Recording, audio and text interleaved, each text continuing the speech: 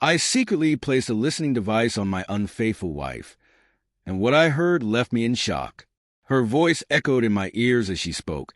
"You can't fathom how much I despise my husband.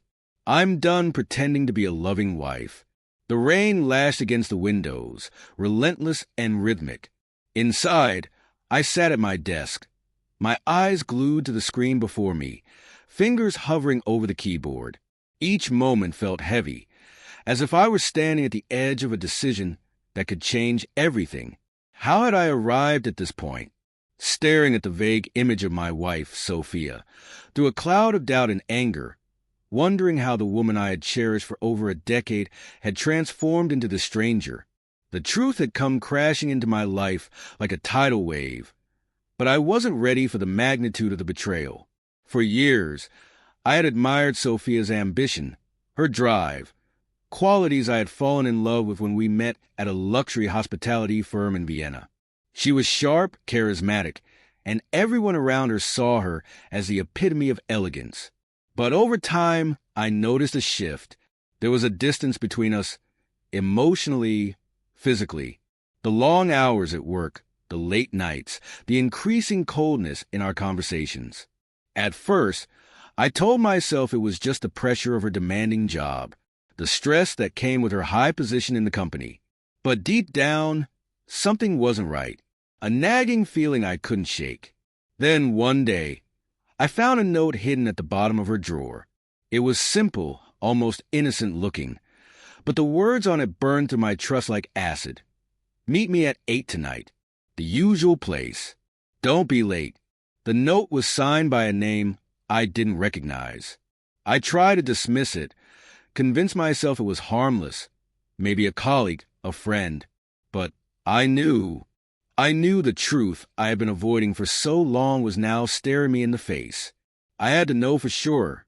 I needed to hear it from her own mouth, to confirm the suspicions that had haunted me for months. But confronting her directly felt impossible. I needed a way to hear the truth without her suspecting. That's when I made the choice that would change everything. I planted the listening device. It wasn't easy. It had to be done carefully, subtly. I hid it in a place she would never think to look, inside the back of a family portrait on the mantel. It was small, discreet, and easy to install without her noticing. What I didn't expect, however, was the gut-wrenching words I would hear that evening.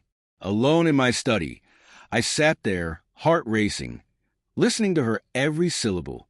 It started off innocently enough, Sophia speaking on the phone with someone I didn't recognize. Her voice light, almost flirtatious. "Yes, everything's fine. I'll be home soon. You know, I can't wait until we're together again." I hadn't heard that tone in years. Not since the early days of our marriage, when everything felt new, exciting. But then came the words that would haunt me for the rest of my life. "You can't imagine how much my husband disgusts me," she said, a laugh in her voice that sent a chill through my entire body. "I'm done pretending to be a loving wife. It's all been a facade." I felt my blood boil, the walls of the room closing in on me. The woman I had trusted, the one I had shared my life with, spoke those words. It was a pure moment of betrayal, a moment that tore apart everything we had built together. I didn't speak. I didn't move. I just listened. Her words kept coming, slicing through me. She spoke about how tiring it had become, how hard it was to keep up the act of a happy marriage. She confessed that she had only stayed for the money and the image we had built together. To her, our marriage was nothing more than a performance, one in which I was merely a prop, a puppet, playing my part. The man she was seeing, the one whose name I still didn't know, was everything I wasn't. Bold, confident, exciting. Everything she had always claimed to want in a man. She spoke of how she couldn't wait to break free, to finally leave behind the life I had given her, and step into a world where she could truly be herself, free from the constraints of responsibility. In that instant, I understood something that had been painfully clear but unspoken. Sophia had been lying to me for years. It wasn't just the affair, it was everything. The distance, the coldness, the secretive phone calls, the late nights at the office. They all had a single, devastating explanation. But here's the twist. I wasn't angry, not at first. I wasn't just betrayed, I felt numb. I had been living a lie, and now that the truth had been exposed, it was like I was standing at the edge of a cliff, not knowing whether I would fall or soar. But then, something within me sparked. A fire ignited. Hunger for justice, for retribution. And in that moment, I knew exactly what I was going to do. Destroy her life. She wasn't going to walk away unscathed.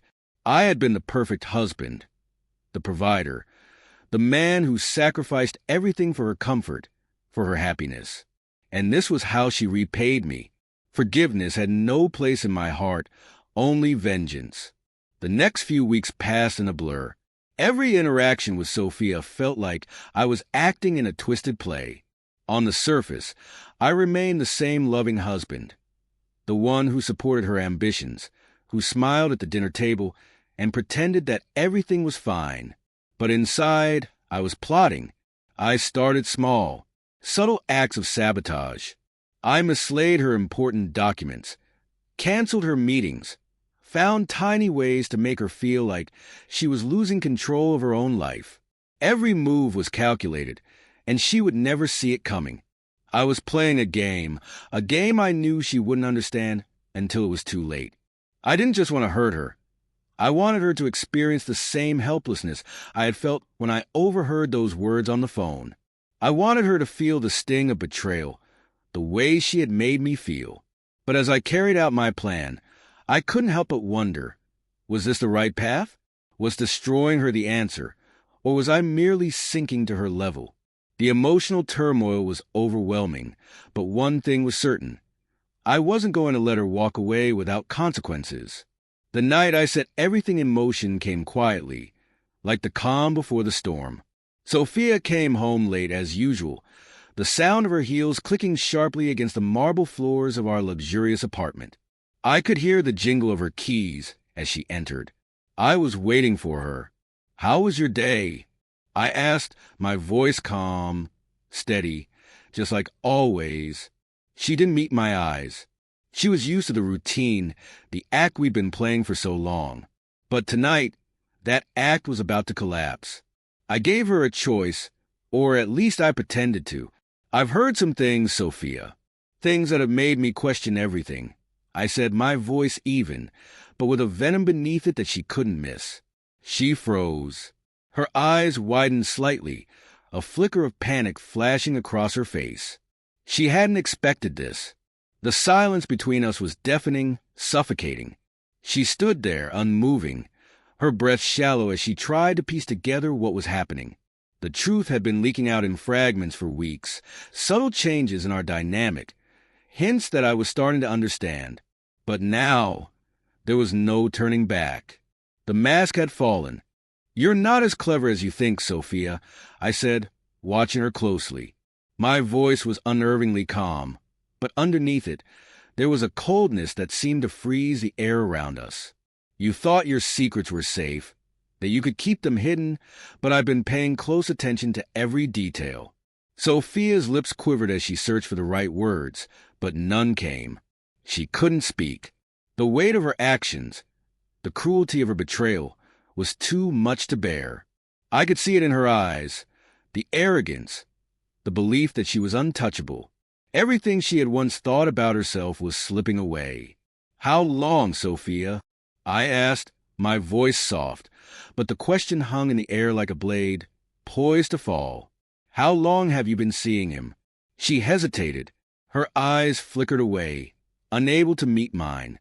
She had expected a confrontation, yes, but not this deliberate, methodical unraveling of the life she had built. "I don't know what you're talking about," she stammered, her voice trembling. But the lie was clear, and I could hear it in every word. I had already overheard everything. The conversations, the confession of her disgust for me. This wasn't about uncovering the truth anymore. I already had it. Now, it was only about her reckoning. I stepped closer. She flinched, and for the first time, I felt a twisted sense of satisfaction, seeing her crack under the pressure. Don't lie to me, Sophia, I said, my tone cold. You can't pretend anymore. I've known for weeks. I've heard everything. I pulled out my phone and played the recording, letting her hear every single word, every painful detail, all spoken by her. She went pale as the sound filled the room, her face drained of all color. The voice that had once been full of affection now dripped with disdain. Her eyes darted around the room, searching for an escape, but there was nowhere to run. She was trapped, and she knew it. I didn't mean to hurt you, she whispered, her voice cracking under the weight of guilt. But I couldn't feel sorry for her, not after all she had done. You've hurt me enough already, Sophia, I said, my voice low and steady. But what you've done to me doesn't even compare to what I'm going to do to you. The words came out like ice, calculated and chilling. She had torn apart my life, and now it was my turn to make her feel the consequences. But I wasn't going to be reckless like she had been. I had a plan, one so precise, so meticulous, she wouldn't see it coming. The days that followed were a blur. The storm inside me still raged, but now I was in control. I watched her every move, carefully orchestrating each step. My revenge would be executed with precision, not in a way that would hurt me, but in a way that would dismantle everything she had so carefully built. She had destroyed me emotionally. Now, it was her turn to lose everything she held dear. I started by targeting her career. Over the years, Sophia had climbed the ranks in the luxury hospitality industry, using her charm and manipulative skills to get ahead. But now, I was the one pulling the strings. I sent anonymous emails to her superiors, filled with expertly crafted lies, insinuating that her leadership was causing unrest among her colleagues. I knew how much her reputation meant to her, and now I would tear it to shreds. But that was just the beginning. The next step would be far more personal. The trust fund she had relied on for years, the one I had set up for her before we were married, was about to be drained. I had quietly ensured that every financial decision we made in the past was slowly unraveling, that a few months had left her with limited access to her own funds. I wasn't ready for her to realize just how far my plan had gone until it was too late. Sophia was someone who thrived on control, and I had taken that from her in the most subtle, agonizing manner. I wanted her to feel helpless, vulnerable, to experience the same helplessness she had made me feel. But there was still much more to come. The confrontation happened when she least expected it. After weeks of simmering tension, I called her into the living room one evening. I could see her growing more paranoid, the cracks beginning to show in her carefully constructed face. She was unraveling, piece by piece. I know what you've been up to, Sophia, I said, my voice steady, almost casual. I leaned back in my chair, fingers tapping against the armrest in a slow rhythm. You've been trying to cover your tracks, but you're not as clever as you think. She stiffened, gripping the back of the chair in front of her. What are you talking about? You think you've won, I said. But everything you've built, everything you've done to me, I've been quietly tearing down. I don't think you'll ever recover from it. Her face twisted, her eyes burning with a mix of rage and fear. She knew what I was saying, but she couldn't accept it. You can't do this to me, she shouted. You have no idea what you're dealing with. But I did know. I knew exactly what I was doing. I had been methodically turning her world upside down, piece by piece. The affair, the damage to her career, the financial destruction, none of it was enough. Now, I was preparing to deliver the final blow. I've been thinking about your future, Sophia, I said, my voice softening. And I think it's time you start planning it without me. No more pretending, no more lies. With those words, I left her standing there, broken. The life she had so carefully constructed was beginning to collapse around her. But in the end, I felt no joy, no satisfaction, only a quiet, bitter realization that revenge wasn't the sweet, satisfying victory I had imagined. It was hollow, a hollow triumph built on the ashes of a marriage that had long been beyond repair. I had destroyed everything she held dear, but in the process, I had lost something too. A part of myself had died along the way, and I knew I could never get it back.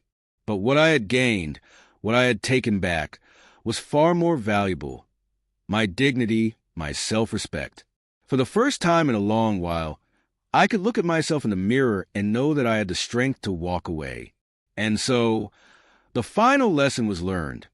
Sometimes, the cost of revenge is steeper than the price of forgiveness. The path we choose shapes who we become. In the end, it's not the destruction of others that defines us. It's the rebuilding of our own lives that matters most. Thank you for following along in this journey.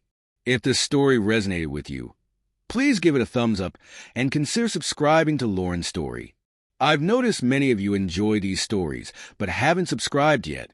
By subscribing, you're joining a community that cherishes deep, meaningful storytelling. Let's continue exploring these powerful journeys together. Don't forget to click the notification bell so you won't miss the next story.